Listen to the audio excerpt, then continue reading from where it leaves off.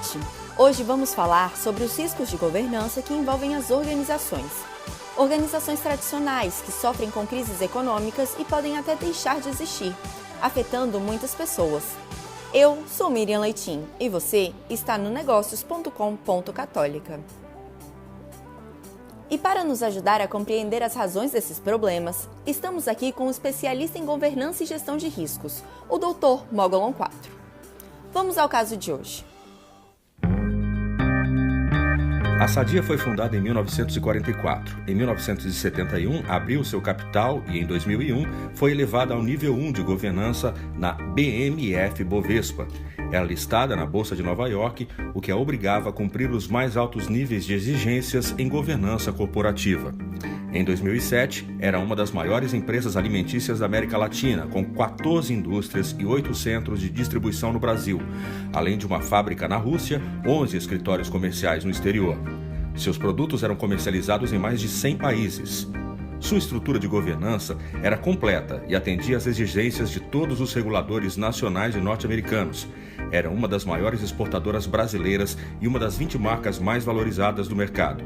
Apresentava lucros crescentes com 842 milhões de reais em 2007. Mas em 2008 foi afetada pela crise econômica mundial. Teve prejuízo de 2,5 bilhões de reais, perdeu mais de 60% de seu valor e foi incorporada por sua principal concorrente, a Perdigão. Doutor, boa noite. Com toda essa estrutura administrativa consistente, como a Sadia quebrou em 2008? Olá, Miriam, muito boa noite. Bem, foram vários os fatores que contribuíram para isso. Vamos começar pela estrutura de governança. O diretor financeiro era responsável tanto por tomar o risco quanto por realizar o seu controle. Isto é um grande erro, pois as atividades de gestão de riscos devem ser independentes da gestão dos negócios. Além disso, ele se reportava diretamente ao presidente do conselho de administração, o que deixava a empresa sem condições de tomar as melhores decisões financeiras. E ainda tinha mais, o presidente do conselho de administração tinha poderes para tomar decisões individualmente. Doutor 4, nos explique como deveriam ser essas relações, por favor. Pois bem, Miriam, os diretores da empresa deveriam se reportar ao presidente executivo, que é o responsável por garantir que as estratégias e as políticas da empresa sejam implementadas. Quando isso não ocorre, há uma inversão na hierarquia, o que gera um problema sério para a gestão. O presidente do conselho de administração deveria tomar suas decisões somente em colegiado, durante as reuniões do conselho. Se juntarmos essas duas situações específicas da Sadia, verificamos um forte conflito de agência instalado. O senhor destacaria mais algum problema relevante? Sim, Miriam, a desorganização dos comitês de apoio. Veja bem, o Comitê de Finanças deveria se reunir mensalmente para acompanhar e avaliar os riscos financeiros, cambiais e de liquidez.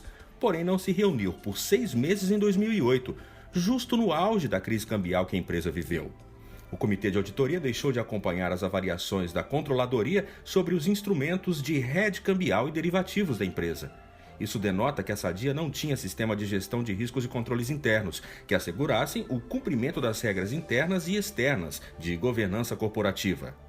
E os executivos da Sadia? Ficaram olhando isso tudo acontecer? Por que não tomaram uma providência? Miriam, quando o sistema de governança é falho, todos falham. Vou explicar. Veja como funcionava o sistema de indução de resultados da Sadia. Os resultados das operações cambiais, aquelas que quebraram a Sadia por serem muito alavancadas, influenciavam diretamente no valor da remuneração dos gestores.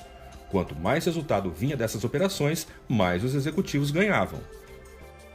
Houve falha de entidades externas que deveriam sinalizar ao mercado alguns riscos da companhia? Sim, aconteceu. A auditoria independente também falhou, pois a Sadia optava por não reconhecer alguns ganhos ou perdas diretamente em suas contas, fazendo isso por meio de notas explicativas do balanço. Essa prática aumentava artificialmente os lucros da empresa. A auditoria deveria ter cobrado mais transparência nas apurações de resultados para que a Sadia ficasse em conformidade com as normas vigentes. E o pior de tudo é que quem arcou com os prejuízos foram os investidores, que tiveram que vender a empresa. Doutor 4, o que os gestores da Sadia deveriam ter feito? Que lições o senhor gostaria de deixar para os gestores que estão nos assistindo agora? Miriam, eu gostaria de enfatizar que um modelo adequado de gestão de riscos deve estar totalmente integrado às estratégias e à governança corporativa das organizações. De forma mais detalhada, minha sugestão são as seguintes. 1. A qualidade da governança corporativa deve ser contínua e não estática. Os modelos devem evoluir e devem ser traduzidos em processos aplicáveis, acompanhados por uma área de controles internos ativa e independente. 2. O funcionamento do sistema de governança é muito mais importante do que sua estrutura, ou seja, ter conselheiros famosos e comitês pouco atuantes não evitam riscos. 3. Os conselheiros devem fazer os questionamentos corretos e procurar ativamente por informações, agindo de modo diligente.